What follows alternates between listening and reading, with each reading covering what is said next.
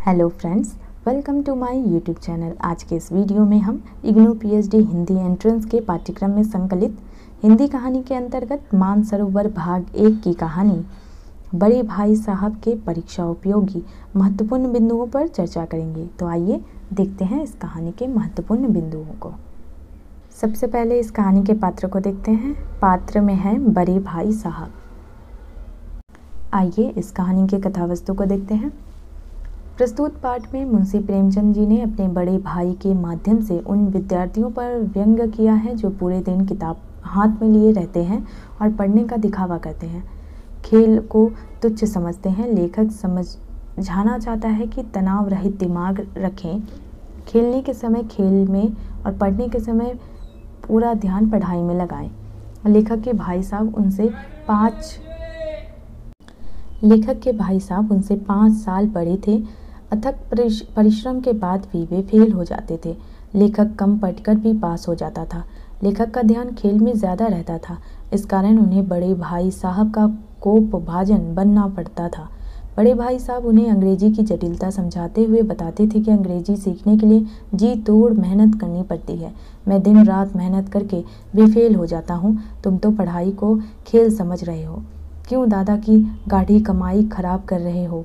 घर चले जाओ। ऐसी जली कटी सुनकर लेखक परेशान हो जाता था, परंतु गिल्ली डंडा, पतंगबाजी और क्रिकेट का मोह नहीं छोड़ पाता था।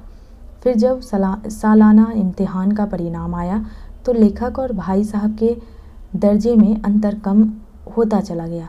भाई साहब का आतंक कुछ कम हुआ, लेखक का आत्मविश्वास भी बढ़ता गया। भाई साहब ने मानो तलवार खींच ली और लेखक पर टूट पड़े और बोले, भाईजान, घमंड तो रावण का भी नहीं रहा। तुम्हारी क्या हस्ती है? इम्तिहान पास कर लेना अलग बात है, असल बीज है बुद्धि का विकास। अभिमान करने वाला दीन और दुनिया दोनों में जाता है। तुमने तो केवल एक दर्जा पास किया है और सिर फिर गया। मेरे दर्जे में आओगे तो अंग्रेजों का इतिहास पढ़ना पड़ेगा तो दिमाग चकराने लगेगा और ज्योमेट्री में अ ब ज की जगह अ ज ब लिख दिया तो सारे नंबर कट जाएंगे।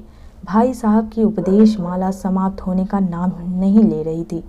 लेखक को ताज्जुब था कि पास होने पर ऐसा स्वागत है तो फेल होने पर क्या हाल होता।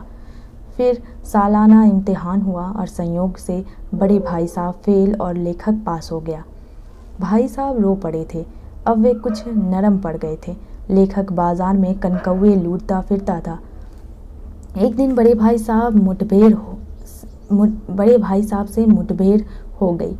फिर बड़े भाई साहब ने जो कहा उसे सुनकर लेखक बड़े भाई साहब के आगे नतमस्तक हो गया। भाई साहब ने कहा, चाहे तुम पढ़ाई में मुझसे आगे भी निकल जाओगे तो भी मैं तुमसे बड़ा रहूँगा। बड़े होने का अर्थ है जिम्मेदारी। मुझे कुछ होने पर तुम्हारे हाथ पांव फूल जाएंगे, परंतु दादा स्वयं इलाज करेंगे या डॉक्टर को दिखाएंगे। वे आधे पैसों में पूरा घर चलाते हैं और आधे में हम 2 रहते हैं। मेरा भी मन करता है कि खेलूं, परंतु यदि मैं स्वयं ऐसा करूंगा तो तुम्हें सीख कैसे दे पाऊंगा। तभी एक कनकौआ लेकर भाई साहब हॉस्टल की तरफ दौड़ पड़े। लेखक के मन में आज भाई के लिए प्यार और श्रद्धा थी। आइए देखते हैं इस कहानी के महत्वपूर्ण पंक्तियों को। वह स्वभाव से बड़े अध्ययनशील थे, हरदम किताब खोले बैठे रहते थे और शायद दिमाग को आराम देने के लिए कभी कॉपी पर, कभी किताब के हाशियों पर चिड़ियों, कुत्तों, बिल्लियों की तस्वीरें बनाया करते थे। कभी कभी एक ही नाम या शब्द या वाक्य 10-20 बार लिख डालते। कभी एक शेर को बार बार सुंदर अक्षरों में नकल करते। कभी ऐसी शब्द रचना करते जिसमें ना कोई अर्थ होता ना कोई सामंजस्य। मसलन एक बार उनकी कॉपी पर मैंने यह इबारत देखी, स्पेशल अमीना, भाइयों भाइयों, दरअसल भाई भाई, राधे श्याम, श्रीयुक्त राधे श्याम। 1 घंटे तक इसके बाद एक आदमी का चेहरा बना हुआ था और उनसे पूछने का साहस ना हुआ। वह 9वीं जमात में थे, मैं 5वीं में। उनकी रचनाओं को समझना मेरे लिए छोटा मुंह बड़ी बात थी। अगली पंक्ति, कहाँ थे? हमेशा यही सवाल इसी ध्वनि में हमेशा पूछा जाता था और इसका जवाब मेरे पास केवल मौन था। ना जाने मेरे मुंह से यह बात क्यों ना निकलती कि ज़रा बाहर खेल रहा था। मेरा मौन कह देता कि मुझे अपना अपराध स्वीकार है और भाई साहब के लिए उसके सिवा और कोई इलाज ना था कि ससने और रोज़ से मिले हुए शब्दों से मेरा सत्कार करें। अगली पंक्ति, इस तरह अंग्रेजी पढ़ोगे तो ज़िंदगी भर पढ़ते रहोगे और हर्फ ना आएगा। अंग्रेजी पढ़ना कोई हंसी खेल नहीं है कि चाहे जो चाहे पढ़ ले। नहीं, ऐरा गहरा नत्थु खैरा सभी अंग्रेजी के विद्वान हो जाते हैं। यहाँ रात दिन आंखें फोड़नी पड़ती है और खून जलाना पड़ता है, तब कहीं यह विद्या आती है। और आती क्या है? हाँ, कहने को आ जाती है। बड़े बड़े विद्वान भी शुद्ध अंग्रेजी नहीं लिख सकते। बोलना तो दूर रहा, और मैं कहता हूँ तुम कितने घूंगा हो कि मुझे देखकर भी सबक नहीं लेते। मैं कितनी मेहनत करता हूँ, यह तुम अपनी आंखों से देखते हो। अगर नहीं देखते तो यह तुम्हारी आंखों का कसूर है, तुम्हारी बुद्धि का कसूर है। इतने मेले तमाशे होते हैं, मुझे तुमने कभी देखने जाते देखा है?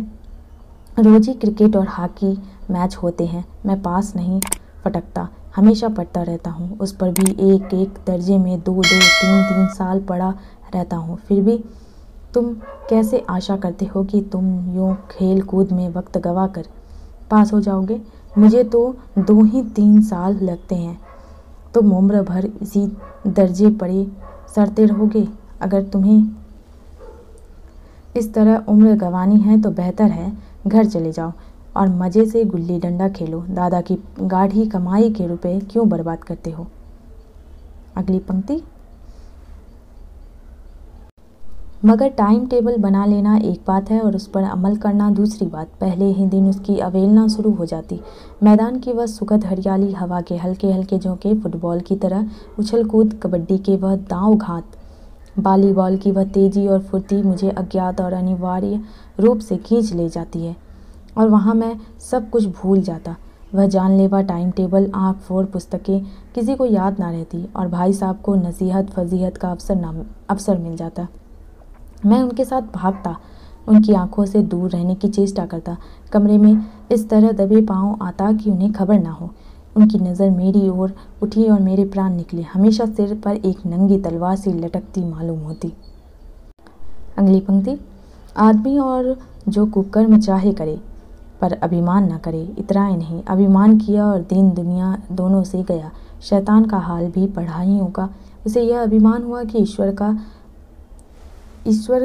का उससे बढ़कर सच्चा भक्त कोई है ही नहीं। अंत में यह हुआ कि स्वर्ग से नरक में ढकेल दिया गया। अगली पंक्ति, कह दिया समय की पाबंदी पर एक निबंध लिखो जो 4 पन्नों से कम ना हो। अब आप कापी सामने खोले, कलम हाथ में लिए, उसके नाम को रोइए। कौन नहीं जानता कि समय की पाबंदी बहुत अच्छी बात है। इससे आदमी के जीवन में संयम आ जाता है, दूसरों का उस पर स्नेह होने लगता है और उसके कारोबार में उन्नति होती है। लेकिन इस जरा सी बात पर 4 पन्ने कैसे लिखे?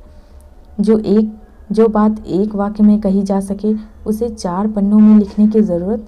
मैं तो इसे हिमाकत कहता हूँ।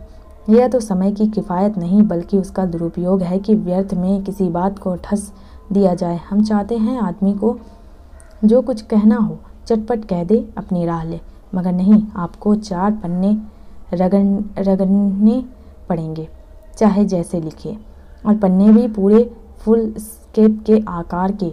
यह छात्रों पर अत्याचार नहीं तो और क्या है? अनर्थ तो यह है कि कहा जाता है संक्षेप में लिखो। समय की पाबंदी पर संक्षेप में एक निबंध लिखो जो 4 पन्नों से कम ना हो। ठीक, संक्षेप में तो 4 पन्ने हुए, नहीं शायद 200 पन्ने लिखवाते। तेज भी दौड़िए और धीरे धीरे भी। उल्टी बात है या नहीं? बालक भी इतनी सी बात समझ सकता है, लेकिन इन अध्यापकों को इतनी तमीज़ भी नहीं। उस पर दावा है कि हम अध्यापक हैं। अगली पंक्ति, हमारी अम्मा ने कोई दर्जा नहीं किया और दादा भी शायद 5वीं 6ठी जमात के आगे नहीं गए, लेकिन हम दोनों चाहे सारी दुनिया की विद्या पढ़ ले, अम्मा और दादा को हमें समझाने सुधारने का अधिकार हमेशा रहेगा। केवल इसलिए नहीं कि वे हमारे जन्मदाता हैं, बल्कि इसलिए कि उन्हें दुनिया का सबसे ज़्यादा तजर्बा है और रहेगा।